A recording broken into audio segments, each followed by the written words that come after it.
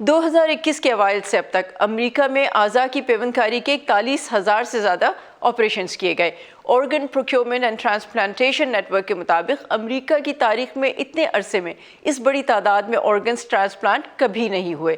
ان تمام ٹرانسپلانٹس میں سے 2,500 سے زیادہ پھیپھڑوں کی پیوند کاری کے کیسز تھے، جن میں سے ہر 10 میں سے 1 لنگ ٹرانسپلانٹ ایسے مریض کا کیا گیا جس کے پھیپھڑے کووڈ سے مستقل طور پر ناکارہ ہو چکے تھے۔ ایسے مریضوں کا وینٹیلیٹر سے اترنے کا امکان بہت کم ہوتا ہے۔ جون 2020 میں جب نارتھ ویسٹرن میڈیسن ہاسپٹل کے سرجنز نے امریکہ میں کووڈ کے ایک ایسے ہی مریض میں پہلا ڈبل لنگ ٹرانسپلانٹ کیا تو پھیپھڑوں کی پیوند کاری ان مریضوں کی جان بچانے کا آخری طریقہ بن گیا۔ صرف امریکہ میں ہی نہیں بلکہ یورپ اور ایشیائی ممالک چین، جاپان، کوریا اور انڈیا میں بھی کووڈ کے مریضوں میں پھیپھڑوں کی پیوند کاری کی جا رہی ہے، اور آج ہم آپ کو ملوا رہے ہیں کووڈ کے ایک ایسے ہی مریض سے جنہیں پھیپھڑوں کے نئے جوڑے کی صورت میں ایک نئی زندگی ملی ہے۔ ڈاکٹر خلیل مصری مشیگن میں کارڈیالوجسٹ ہیں۔ وبا کے ان سالوں میں جہاں انہوں نے موت کو قریب سے دیکھا، وہیں گزشتہ سال ان کے لیے شکر گزاری کا بھی باعث بنا۔ میں تمام اسپتالوں میں تقریباً 230 دن داخل رہا۔ 2019 میں انہیں کووڈ ہوا، جس کے بعد انہیں دونوں پھیپھڑوں کی پیوند کاری کی ضرورت پڑی۔ اس سوتی جاگتی حالت میں میں جانتا تھا کہ مجھے ذہنی طور پر مضبوط رہنا ہے۔ ڈاکٹر مصری کو کووڈ فرنٹ لائنز پر کام کرتے ہوئے ویکسین لگوانے سے پہلے ہوا، اور پھر وائرس ان کے جسم میں اس تیزی سے پھیلا کہ انہوں نے خود کو ICU میں پایا۔ ان کی بگڑتی ہوئی حالت کو دیکھتے ہوئے ان کے گھر والے انہیں مشیگن سے کلیولینڈ میں واقع کلیولینڈ کلینک لے آئے۔ ان کے پھیپھڑے مکمل طور پر کام کرنا بند کر چکے تھے، لو بلڈ پریشر بھی تھا، اور اس کے ساتھ ہی انہیں انفیکشنز بھی ہو گئے تھے۔ ہماری ترجیح ڈیمیج کنٹرول کرنا تھی، انہیں زندہ رکھنا اور ان کے مسائل کو کم کرنے کی کوشش کرنا جو بنیادی طور پر بیک وقت انہیں پیش آ رہے تھے۔ کلیولینڈ کلینک سے وابستہ ڈاکٹر جیمز یون پھیپھڑوں کی پیوند کاری کے ماہر ہیں۔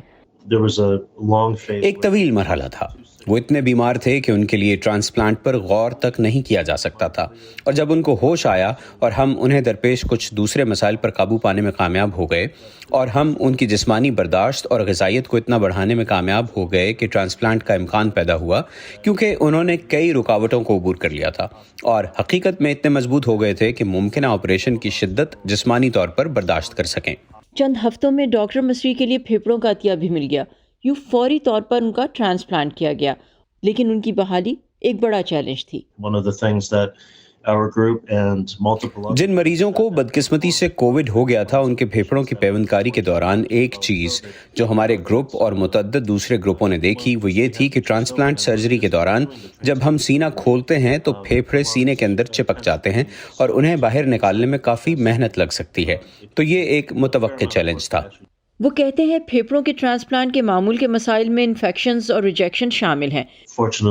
خوش قسمتی سے ڈاکٹر مصری کافی مضبوط اور ان رکاوٹوں سے لڑنے کے لیے کافی پرعزم تھے، اور جیسا کہ آپ کو معلوم ہے کہ آخرکار اب وہ گھر جا چکے ہیں۔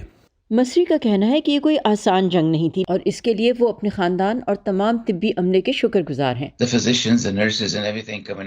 ڈاکٹرز، نرسیں اور دیگر اسٹاف اور میرے خاندان کی 2 بڑی تصاویر میرا حوصلہ بڑھاتے تھے۔ میں گھر آنا چاہتا تھا۔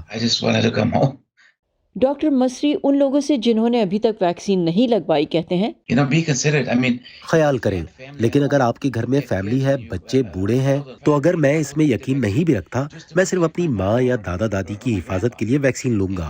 یہ کوئی مذاق نہیں ہے۔ خلیل مصری اب صحت یاب ہو رہے ہیں اور اپنی معمول پر واپس لوٹ رہے ہیں۔ Saba Shah Khan, voice of America, Washington.